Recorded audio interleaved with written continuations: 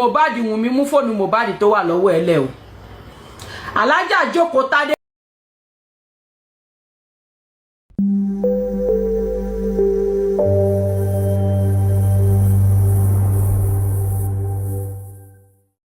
Using a blogger, Abi. She's using a blogger against me.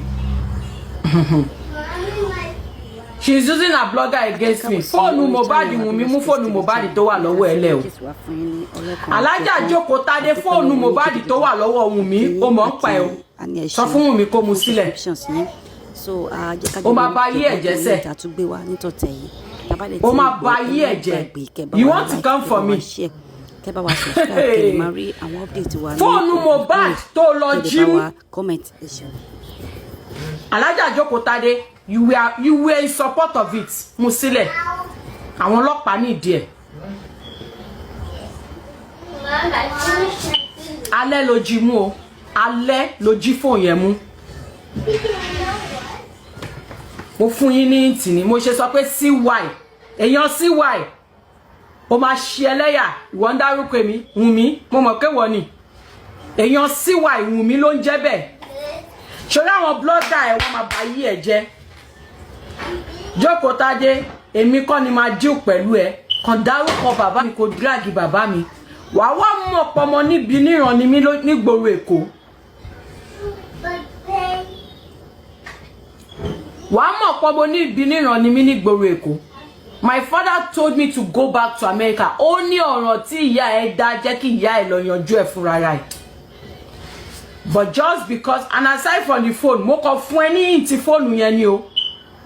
Kó lè mọ̀ pé ó pọ̀ ńlẹ̀ gan. Bó ṣe lọ jí mú lọ́dọ̀ ya Mohbad, gbogbo ẹ̀ wà lọ́wọ́ mi. Ṣebí àwọn blogger tí ẹ fẹ́ drag mi. Ìwọ ló máa forí kó. I told you guys to stop dragging ya Mohbad. I told you to stop dragging that woman. Keep dragging her. Mi mọ̀ kan tó máa ń ṣe ẹ̀yin ti bàbá. Bẹ́ẹ̀ sọ pé tẹ́ sọ pé Karimo ló fún wọn lóògùn. Èmi ti challenge yín o. Wunmi mo ń retí petition lọ́wọ́ ẹ pé mi. Bàbá Mohbad mo ń retí lọ́wọ́ ẹ̀yin náà sà. Bàbá mi ẹ káàárọ̀ ṣàlàáfíà ni. Ẹ kú Sunday olóyin ẹni. Mo ń retí lọ́wọ́ ẹ̀yin náà bàbá Mohbad. Public lawyer. Mo ń retí petition pé mo fún Mohbad lóògùn. Ṣẹ́gẹ̀t. Jókòó tádé, drag me, drag my husband family, drag my father.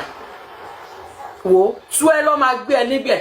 Ilé, wo, tú ẹ báyìí lọ máa gbé ẹ. Wá ṣí ẹ wọ̀n.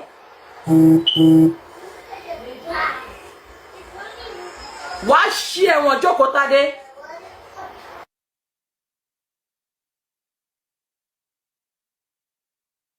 She will expose me at the right time. Kò ní dá fún ẹ̀yin àti Wunmi papọ̀ tó bá expose me at the right time. Mo kàn fún ẹ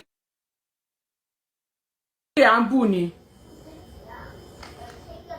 It's not a fair. Tó bá jẹ́ pé Wunmi ò mú phone, kò jí phone Mohbad mú. Kí alájọbí tó wà láàrin èmi àti Wunmi kó dá fún mi. Ìyẹn tún wá ńkọ́. Ìyẹn tún kọ́. Kí ni problem yín? Ṣé bẹ́ẹ̀ mi ni mo ṣe bàbá? Mo dẹ̀ apologize sí bàbá. Báwo ló ṣe wá di ti yín? Kí ló dé tẹ̀ ń ké kiri? You say what if she takes her husband's phone? Why did she steal it? It is called stealing. She stole it from her mother-in-law.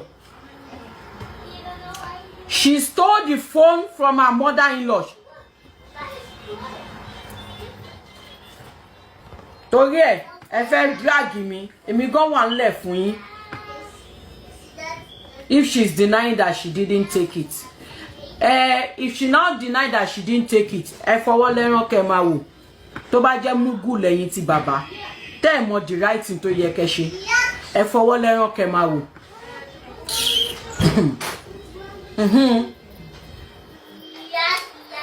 O ṣé o. Mo mọ̀mọ́ ṣí. Her husband is not her property. her husband, it is not her property. That phone is an evidence. And why to she lọ jimu?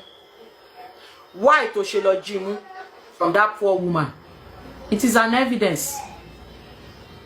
And this your so-called Elijah Jokotade is aware of it. Emma, wow. Emma, wow.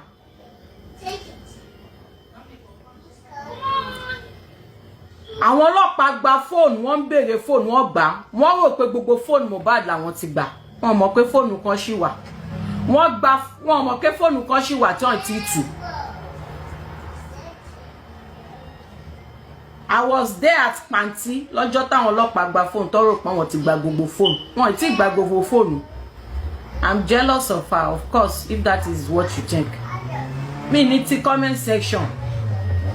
Wèrè ní gbogbo yín. Èmi lẹ parọ́ fún, ẹ parọ́ fún mi. Àwọn ohun mi mọ̀ pé táwọn bá sọ tòótọ́, wàhálà mi ní ṣí window lé mi. Mo máa lé ìyàwó mi jáde l'Amẹ́ríkà ni pé ó yá. Ẹ má fi rẹ́jẹrẹ̀jẹ̀ rá mi lára. Ẹ lọ yanjú ẹ̀ tẹ́ bá yanjú ẹ̀ tán kẹ́ṣẹ̀ máa padà bọ̀ l'Amẹ́ríkà. That is what I would have done. Igi ṣọmọ àlè ọmọ kọ ni mí.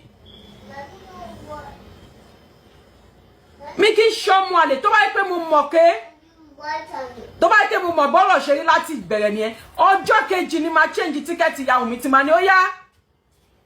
Kójú má rí bí gbogbo ara lògùn ẹ̀. Ẹ lọ yanjú nǹkan tẹ́ dálẹ̀ l'Amẹ́ríkà. Ẹ máa fi rẹ́ mi lára ń bí. I need to wipe his dad. But this is a lot. Just take a little. Mo wá mọ̀ tán. Mo wá bọ́ta. Ẹ wá tún ké pé mo bọ́ta. Kí má tọrọ dáríjì ẹ̀ṣẹ̀ àbí. Kí n gbé sínú. Gbogbo ẹ̀yin tẹ́ sọ pé regret pé mọ̀ mi. Èmi gan ráyè tèmi. Kí lẹ ti fẹ́ sọ? Ẹni mo bọ́ kọ mi jà, ẹni mo ṣọgbá, ẹni mo ṣe gbá mo ṣàwo. Ń pẹ́kẹ́. Evidence wo ló fẹ́ gbé jáde? Ṣé pé mo ṣògùn sọ́kọ mi? Mo ṣògùn sí. Mo ń kówó fún kó tó bá mi sùn. Ẹgbẹ́ síta. But she's using her blog. Look on. Pressure ṣàmúlò máa fún mi ṣàmù. Àwọn lifestyle mọ̀, àwọn bá mi mọ̀, wọ́n mọ̀ pé Mohbad.